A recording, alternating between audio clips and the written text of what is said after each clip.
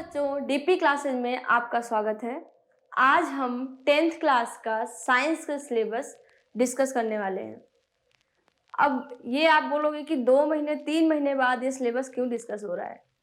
पहली बात, ऑफलाइन में कुछ बच्चों को मैंने देखा, उनको यही नहीं पता कि हमें कौन से पार्ट पे ज़्यादा वेटेज देना चाहिए और कौन से पार्ट पे कम ध्यान देना चाहिए। ठीक है, तो उनको ये चीज़ पता ही नहीं है हम क्या पढ़ें क्या नहीं पढ़ें।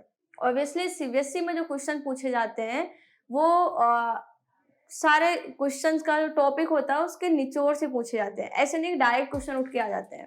अब इसके लिए आपको ये पता होना ज़रूरी है कि किस चीज़ को हम ज़्यादा ध्यान दे के पढ़ें और किस चैप्टर को अगर हम ना भी पढ़ें तब भी काम चल जाएगा। क्योंकि कुछ बच्चों को फिजिक्स ज़्यादा पसंद होती है, कुछ बच्चों को केमिस्ट्री और कुछ बच्चों को बायो, ठीक है, और कुछ बच्चों को तो खाली पास होना होता है। तो ये वीडियो जो है ये उन सब बच्चों के लिए है जो कि टॉपर बनना चाहते हैं, यानी उनको खाली थोड़ा सा फ्लो चाहिए होता है कि हाँ एक डायरेक्शन चाहिए होता है, ठीक है, और उन स्टूडेंट के लिए भी है जिनको खाली पास होना है, ठीक है, और उनको जिस चीज़ में इंटरेस्ट है, जिस सब्जेक्ट में इंटरेस्ट है, फिजिक्स केमिस्ट्री साइंस की बात हो रही है, फिजिक्स केमिस्ट्री बायो, ठीक है, तो वहाँ पे उस पर ध्यान दे सकते हैं कि किस पे ज़्यादा पढ़े किस में कम पढ़े।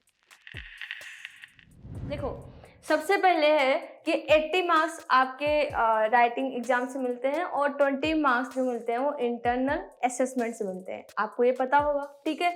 अब इसके बाद इस 80 मार्क्स का जो ब्लूप्रिंट है वो मैंने तैयार करके रखा है और ये मैं आपको समझाने जा रही हूँ। एक तरह से माइंड मैप जैसा बनाया है मैंने कि आपको एक पेज पर अगर आप लिख भी लो तो आप इसको बार बार चैप्टर रिवाइज करने की ये देखने की जरूरत ना पड़ेगी किस में ज़्यादा पढ़ना है किस में कम पढ़ना है। और दूसरी चीज़, इससे आपको ये तरीका भी पता चल जाएगा लास्ट एग्जाम तक कि हाँ हमने एक ब्लूप्रिंट बना के रखा है, हमें इस हिसाब से पढ़ना है, ठीक है। तो इसको आप चाहें तो इसको लिख भी सकते हैं, ठीक है। अब इसके बाद में देखो, सबसे पहले जो सिलेबस है साइंस का वो 5 यूनिट, यानी अभी आज के टाइम पे जो जितने भी अलग अलग सब्जेक्ट भी हैं उसमें भी, या फिर साइंस की बात करें तो हर जगह पे उसको यूनिट में चेंज कर दिया है। तो 5 पार्ट्स में चेंज किया है, 5 यूनिट भी आप बोल सकते हो, ठीक है। 5 पार्ट को किस तरह से डिवाइड किया है देखते हैं, आइए। सबसे पहले केमिकल सब्सटेंसेस जो कि केमिस्ट्री का पार्ट है। सेकेंड है वर्ल्ड ऑफ लिविंग जो कि बायोलॉजी का पार्ट है। थर्ड है नेचुरल फिनोमेना जिसमें light reflection and reflection, human आई, ये सारी चीज़ें, ठीक है। फोर्थ है इफेक्ट ऑफ करंट और इसमें 2 पार्ट्स हो जाते हैं। इसके बाद में है नेचुरल रिसोर्सेज। तो चलिए देखते हैं मार्क्स कितने कितने डिवाइड हुए हैं। सबसे पहले केमिस्ट्री यानी केमिकल सब्सटेंसेज, इसमें 25 मार्क्स मिले हैं। बायोलॉजी वर्ल्ड ऑफ लिविंग में 25 मार्क्स मिले हैं। नेचुरल फिनोमेना और इफेक्ट ऑफ करंट ये दोनों फिजिक्स के ही पार्ट हैं और इन दोनों में 12 और 13 मिला के 25 मार्क्स मिले हैं, ठीक है। और उसके साथ में एक टॉपिक है लास्ट में आवर इन्वायरमेंट, जिसको आप लास्ट में या फिर कभी भी थोड़ा थोड़ा अगर आप एक एक टॉपिक भी देख लेंगे तो आपको समझ में आ जाएगा, वहाँ से क्वेश्चन भी आप बहुत आसानी से कर सकते हैं। और ये है केवल 5 मार्क्स का, ठीक है, छोटा चैप्टर है खाली, ठीक है। अब देखो समझते हैं इसको। केमिकल सब्सटेंसेस कितने पार्ट में है? 4 पार्ट्स में है। Chemical reaction, acid base and salt, metal and non metals और कार्बन कंपाउंड। पहले एक चैप्टर और था जो कि अब नहीं है, तो अपने कितने चैप्टर हैं? 4 चैप्टर, ठीक है। इसके बाद में वर्ल्ड ऑफ लिविंग के भी 4 चैप्टर हैं। Heredity and evolution, life process, control and coordination in animals and parts, reproduction. अब किसी बच्चे को बायो बिल्कुल ही समझ में नहीं आती है और वो बायो पढ़ना भी नहीं चाहता, बिल्कुल नहीं पढ़ना चाहता, तो अब उसके लिए क्या करें? अगर वो डायग्राम बना सकता है तो डायग्राम सीख ले, ठीक है। डायग्राम के 1 2 3 4 मार्क्स मिल जाते हैं, अगर अच्छा है उसका डायग्राम, है ना, तो वो बना सकता है। अगर नहीं बना सकता तो कोई बात नहीं, अपने पास अभी भी उन बच्चों के लिए जो कि केवल पास होना चाहते हैं, ठीक है, 12 13 25 एंड 5 मार्क्स कितने हो गए? 55 मार्क्स, ठीक है। 55 मार्क्स अभी भी उसके पास पूरे के पूरे सेफ बचे हैं। तो लेकिन करना क्या होगा? बायो नहीं पढ़ रहे हो कोई बात नहीं, पर उसके बाद में जैसे ये चैप्टर है natural phenomena, effect of current, ठीक है, तो light reflection and refraction, electricity, magnetic effect of electricity current, ये फिजिक्स के पार्ट हो गए, ठीक है। और इसके बाद में नेचुरल रिसोर्सेज, जो कि मैंने आपने पहले ही बताया कि अपने इन्वायरमेंट की बातें हैं इसमें, तो आप इसको थोड़ा सा रिलेट करके पढ़ सकते हो, तो आपको यहाँ से क्वेश्चन जो पुटअप होंगे वो भी बहुत आसानी से समझ में आ जाएंगे, ठीक है, और ज़्यादा मेहनत भी नहीं करनी पड़ेगी। तो आपको कम मेहनत में भी अगर आपको कोई चैप्टर नहीं अच्छा लग रहा है तो आप इससे भी तैयारी कर सकते हैं। कुछ बच्चों को फिजिक्स, मैं खुद पढ़ाती हूँ, मुझे पता है कि कुछ बच्चों फिजिक्स से इतना डरते हैं। डरने की केवल एक रीजन है, देखो 10th क्लास जो है आपकी वो न्यू है, ठीक है, यहाँ पे डर नहीं लगना चाहिए। लेकिन ये 2 साल जो कोविड का आया, इसकी वजह से बहुत बच्चों ने तो बिल्कुल पढ़ाई नहीं की। जैसे कि पढ़ाई किया भी है तो चूँकि वो प्रमोट हो गए हैं तो उसका भी बहुत इफेक्ट पड़ता है। मैं आपको पूरा के पूरा इसको समरी में आपको एक बार बताऊंगी कि क्या इफेक्ट पड़ा है कोविड में बच्चों के ऊपर और क्या क्या क्या हमें टीचर्स को फेस करना पड़ता है स्टूडेंट को पढ़ाते टाइम। ठीक है, आते हैं अपने टॉपिक पे। तो कुछ बच्चों को फिजिक्स बिल्कुल पढ़ना अच्छा नहीं लगता, कुछ बच्चों को मैथ्स या मैथ्स से डर लगता है ना, इस तरह से।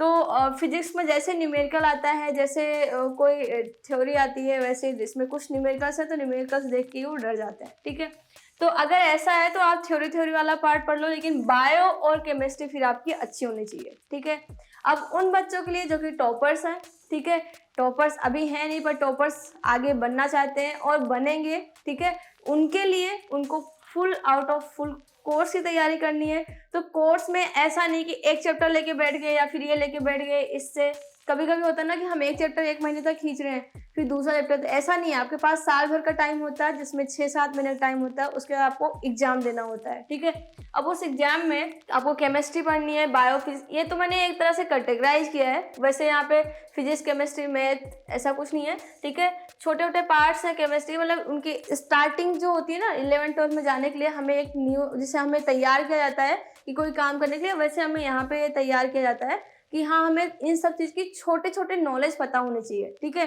जैसे कि chemical reaction, acid base and salt, metal and non metal, carbon compound, इन सब चैप्टर्स के मैंने वीडियो भी आपको बता रखे हैं। अगर आपको कुछ टफ लगता है तो उस चैप्टर को जाके आप डायरेक्ट सेलेक्ट कीजिए। अगर कुछ ऐसे क्वेश्चन है जो आपको नहीं समझ में आ रहे हैं, कमेंट बॉक्स में आप बताइए कि ये क्वेश्चन मुझे समझ में नहीं आ रहा है इस चैप्टर में, तो वो भी मैं आपको समझा दूंगी। और आप अपने टीचर्स, जैसे कि जहाँ पे आप ट्यूशन करते हैं, ट्यूशन टीचर या स्कूल टीचर, जहाँ पे आपको छूट मिलती हो बोलने की, या फिर आप बोलने की हिम्मत नहीं करते तो बोलने की हिम्मत कीजिए। अभी तक नहीं किया तो अब कीजिए, क्योंकि अभी तब भी शुक्रगुजार है कि आप अभी बोलना चालू कर देंगे, पूछ लेंगे। नहीं तो बाद में छोटे छोटे सिली क्वेश्चन जो होते हैं ना, बाद में हमें बहुत हर्ट करता है। क्योंकि हम अगर कोई तैयारी करें, कुछ करें, तो हमें 9-10 की बेसिक चीज़ें नहीं पता होती, और केवल इसलिए कि हम हर साल खाली इस शर्म में मरे जाते हैं कि अरे यार ये तो हमें आता नहीं है, और अब हम ये पूछें तो बहुत छोटी चीज़ है। ठीक है, तो ऐसे नहीं करना, हमें हर एक चीज़ पूछना है। और अगर आपको कॉन्सेप्ट समझ में आ गया, जैसे कि इन चारों चैप्टर में आपको छोटे छोटे कॉन्सेप्ट है वो समझ लो, ये चारों चैप्टर आपके टिप पे हो जाएंगे, तैयार हो जाएगा। ठीक है, बायो वाला चैप्टर है, इसमें भी आपको एक एक टॉपिक जो है बहुत ही इजी और बहुत ही आसान रूप से दिए गए हैं, है ना। इनके आपको डायग्राम बनाने हैं, डायग्राम बनाने के साथ साथ में उनका सिंबल लिखने हैं सारे। ठीक है, उसके बाद में फिजिक्स वाला चैप्टर है, इस चैप्टर में लाइट रिफ्लेक्शन एंड रिफ्रैक्शन। इसके पहले आपको थ्योरी समझनी है, थ्योरी समझने के बाद आप रे डायग्राम बनाओगे। उसके बाद में आप देखोगे कुछ चीज़ें नेचुरल, पहले ही बोल रहा है कि नेचुरल फिनोमेना, यानी यहाँ पे हर चीज़ नेचुरल है। क्योंकि हम यहाँ पे लेंसेज की बात करते हैं, ठीक है, लेंस की बात करते हैं, मिरर की बात करते हैं, हम उससे फील कर सकते हैं, डायरेक्ट हम देख सकते हैं कि हाँ ये चीज़ है। जैसे कि यहीं पे एक चीज़ इस चैप्टर को पढ़े होगे अगर आपने, तो आपने देखा होगा कि कहते हैं इनफाइनाइट पे कोई चीज़ है तो हमें पॉइंट रूप में दिखाई पड़ती है। ठीक है, अब इसका सबसे अच्छा एग्जाम्पल देखो, अगर आप ट्रेन में कहीं सफ़र कर रहे हो, अक्सर सब लोग सफ़र करते हैं, सफ़र करते हुए देखो कहीं कहीं जब जंगल पूरी एरिया आती है तो 3-4 किलोमीटर तक हमें कुछ एकदम अगर सुनसान है, उसके बाद में कोई गाँव या फिर कोई इंसान दिख रहा है, वो छोटू छोटू सा दिखता है। अगर फील किया होगा और नहीं फील किया होगा तो अब जब सफ़र करना, अब जब ट्रेन में बैठना या फिर कहीं ऐसी जगह जाना बहुत दूर देखना जाके, तो बहुत बड़ी चीज़ भी बहुत छोटी छोटी दिखती है। सबने फील किया होगा, नहीं किया होगा तो फिर आप करना। ठीक है, इसलिए इसको क्या बोलते हैं, नेचुरल फिनोमेना। लेकिन इफेक्ट ऑफ करंट ये नेचुरल नहीं है, इसको बिल्कुल फील नहीं करने की कोशिश करना। ठीक है, यहाँ पे एक इलेक्ट्रिसिटी है और इलेक्ट्रिसिटी के साथ में मैग्नेट का क्या रिलेशन है, क्या इफेक्ट है, ये अपन को इस चैप्टर में पढ़ना है। ठीक है, इसके बाद में फिफ्थ पार्ट जो नेचुरल रिसोर्सेज का मैंने आपको बताया कि ये अपने इन्वायरमेंट के बारे में है, इन्वायरमेंट में क्या चल रहा है उस चीज़ को रिलेट करके अगर पढ़ोगे तो उसके मार्क्स तो आपको पक्का मिलने ही मिलने हैं। ठीक है, तो इस तरह से आपके 80 मार्क्स तैयार हो गए और 20 मार्क्स आपके टीचर से टीचर काम दे रहा है उसको आप कैसे कर रहे हो, आपके टेस्ट में मार्क्स कैसे आ रहे हैं, ठीक है। उसके बाद में जब लास्ट में असेसमेंट करते हैं आपके प्री बोर्ड में मार्क्स क्या हो, सारे मिला के मिक्स करके फिर वो मार्क्स मिलते हैं आपको, ठीक है। उसमें भी वो टीचर को पता चल जाता है कि हाँ आप पढ़ने में कैसे हो, आप पढ़ रहे हो ना, तो हम भी पढ़ा रहे हैं, हमें भी पता चलता है, तो वो सारी चीज़ें काउंट होती हैं उसमें, ठीक है। और एक तरह से असेसमेंट भी वो भी है, ऐसी बात नहीं है कि ऐसे नहीं मिल जाते मार्क्स। अब ये तुम्हारे 80 मार्क्स तैयार हो गए होंगे। अब इस 80 मार्क्स के बाद में कुछ बच्चे कहते हैं कि क्या हम रट लें तो हमें पूरे मार्क्स मिल जाएंगे? बिल्कुल नहीं, क्योंकि रटने के मार्क्स तो मिलते नहीं है। दूसरे क्वेश्चन आता है क्या हम समझ लें? तो हर चीज़ आप समझ भी नहीं सकते, फॉर्मूले हैं वो तो याद करने पड़ेंगे, ठीक है। कुछ चीज़ें होती है जो लर्निंग पे होती हैं, कुछ चीज़ें होती है अंडरस्टैंडिंग पे होती हैं, और कुछ चीज़ें नॉलेज बेस्ड होती हैं, ठीक है। तो इन तीनों का वेटेज क्या है ये मैं आपको बताती हूँ। आप देखते हैं नॉलेज और अंडरस्टैंडिंग का कितना परसेंटेज है, 46%। मतलब हमें इतना नॉलेज तो होना ही चाहिए पूरे चैप्टर्स के बारे में, मतलब आपने जो चैप्टर्स हैं, जो सिलेबस है, इसके बारे में इतने परसेंट नॉलेज होना चाहिए, 46% होना चाहिए। 46% नॉलेज बेस है इसमें, ठीक है। इसके बाद में अब आता है यूज ऑफ एप्लीकेशन। जो नॉलेज है उसके एप्लीकेशन जो है उनका यूज करना, वो कितने परसेंट है, उसका वेटेज कितना है, उसका है 22%, ठीक है। जैसे कि हमें लाइट रिफ्लेक्शन एंड रिफ्लेक्शन की बात करते हैं, ठीक है। यहाँ पे हमें डेफिनेशन पता है, उनके रे डायग्राम हमने बना लिया, हमें फॉर्मूला पता चल गया, ठीक है। अब उस फॉर्मूले को किस तरह से यूज करना है वो सारी चीज 20%, ठीक है, 22%। थर्ड है formulate, analyse, evaluation and creation, ये सारी चीजें इसमें। जैसे कि अब क्वेश्चन आता है कि आपने पूरा टॉपिक पढ़ लिया, वहां से उन पूरे टॉपिक का यूज करके एक नया क्वेश्चन बनाया गया, ठीक है। उस क्वेश्चन को आपको कैसे आएगा वो क्वेश्चन, उस क्वेश्चन को आपको बैठ के सोचना है कि हाँ हम अगर हमसे कोई क्वेश्चन पूछे तो यहाँ कैसे पूछ सकता है।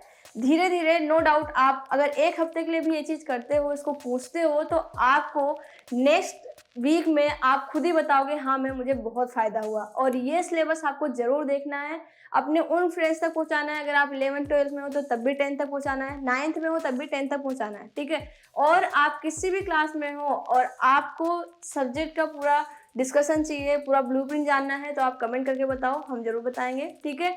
इस तरह से आपको तैयारी करना है। नेक्स्ट वीडियो में मैं आपको बताऊंगी कि आपके हर चैप्टर में जो कटिंग हुई है, जो टॉपिक कटे हैं, किस तरह से कितना और सिलेबस कम हुआ है, क्या ज़्यादा हुआ है, वो सारी चीज़ मैं बताऊंगी आपको।